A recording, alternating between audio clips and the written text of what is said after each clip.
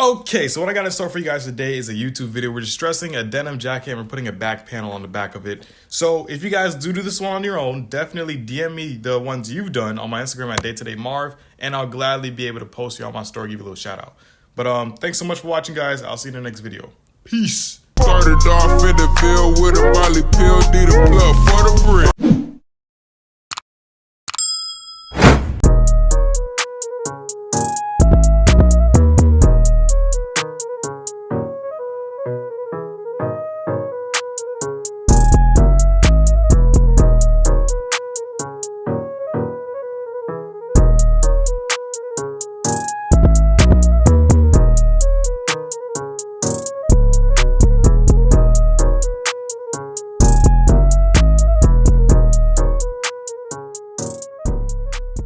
Alright, so getting into some of the things we'll need for this project, we're going to need some sandpaper. I got this one from Walmart. It was $1.76. We're not even going to use a whole bunch of sheets. We're pretty much going to use one sheet. But sandpaper is definitely necessary to prep the denim. It kind of makes it easier to distress. The next thing we'll need to distress it is the scissors. The scissors makes it easy to scratch over and then get it threaded up, so it looks really distressed like that. Of course, you need your denim jacket. I got this one from PacSun. It was actually on sale for about $30. I've been looking for a denim jacket for a long time, actually, for this project. Yeah, this shirt here, I got the shirt from a thrift store. I was thrifting somewhere around my area. I forgot which one, but it's actually a shirt that I literally bought for this project. I had it for about 2.5 years now, and I'm able to use it because I found a good jacket for this project.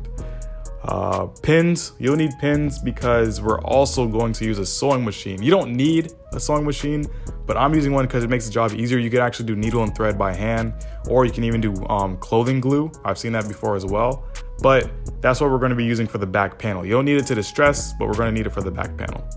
All right, so in order to distress the denim, basically what you're going to do is get your sandpaper, and this is where you just kind of rub it out until you get the denim soft enough where you can start using your scissors. So I'm not rubbing really soft. I'm not really just grazing over it. I'm kind of putting some force into it, which kind of gets the, like I said, gets your denim softer. So it's easier to get scratched by the scissors there.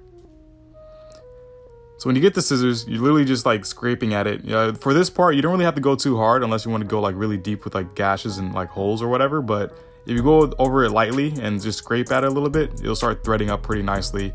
And eventually you'll be able to get your tweezers, which I kind of forgot to say. Once you get your tweezers, you can start plucking at the denim, and it just kind of helps out with the whole aesthetic look of it. So this is me tweezing it here. It's like you're a hawk plucking at a mother bird who's trying to feed her children, but now you got the mother bird in your talons and you're just eating her like that. Just plucking her. Right here, I'm doing like the back nape, like the neck of the jacket. It looked a little bare, so I'm just like scraping at it just so I can make like a big block of distressed, I don't know what we call that, a big block of distressed material. But yeah, this is how it looks.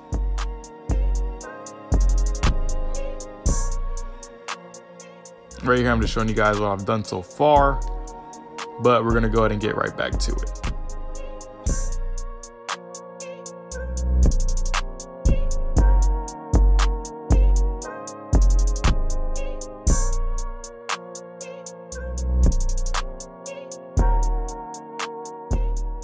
So eventually, whenever you're doing the distressing with the scissors, it gets to a point where you start making more holes than really just threading. So that's when I use the tweezers and like I pick at the threads just so it looks a little bit more feathered. Then it just looks like a big hole, Right here, I started attacking like the edges of the collar because I felt it looked like a little plain. So I didn't want to just look like there's random distress marks all over it.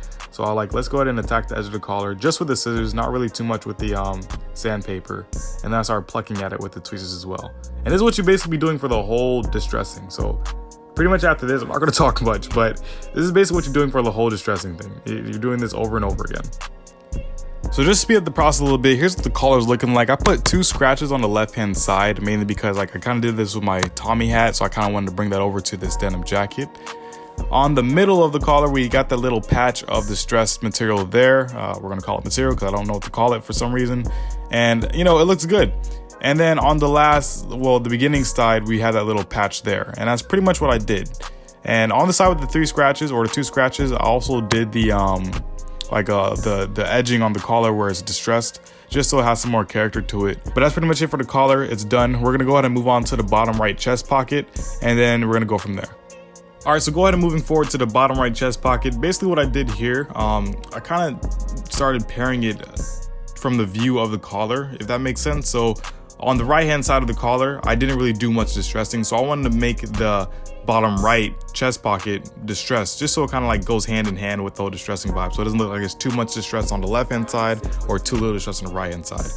But as you can see, this is how the pocket turned out, just for the little bottom patch. And then I started working on the top edges of the pocket opener. So I kind of did like this little gripping thing where I fold the sandpaper in half, gripped the edge of the pocket, and I rubbed it against it. And it kind of made it a little bit easier to distress on the top and bottom layers of it. And then I just took the scissors over it, of course, and just started distressing it with the scissors, just scraping along the edges there. So after all that was done, it pretty much came out and it looked pretty good. It looked really threaded and torn. So I did that, and yeah, here's how the pocket looks. So I'm just gonna go ahead and move forward and show you all the distress patches I did on the jacket, so we can go ahead and move on. Just simply because it's really repetitive. You just distress, it's really simple now, but I'll just show you guys what I did. So if you wanna replicate where I distressed in my denim jacket, you can do the same thing. All right, so for the left pocket, I didn't really do too much distressing because the right pocket already had a lot of distressing. So I just put like a small hole at the top, and then like I just distressed the left edge of it, or the right edge. So that's pretty much all I did for that. All right, and on the bottom right hand pocket, the bottom left hand pocket, I pretty much made like a huge block of this distress. It pretty much looks like two vertical lines. And then on the edge of the pocket, on the entrance of the pocket, as you can see there, it's kind of distressed and tattered. So I also did that as well. I did this on both sides, this part here. All right, so on the right forearm, all I did was 3 simple scratches, basically. I kind of wanted to keep the same vibe as my Tommy hat, so I had like scratches on top of the hat. So I'm pretty much just replicating that here on the jacket as well. So it's pretty simple, just 3 scratches.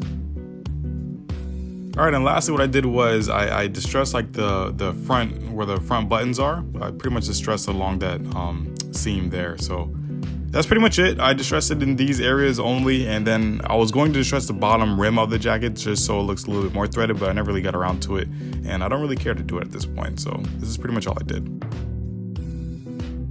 Alright guys, that's pretty much it for this video here. I'm gonna cut it short just because I don't really like making super long videos. This one looks like it's already about, close to 10 minutes. So if you guys want to go ahead and put the back panel on your jackets, it's going to be in the description below. Go ahead and check that out, and then you'll be able to do that part. But this is part 1. Thank you so much for watching, and I'll see you guys in the next video. Peace.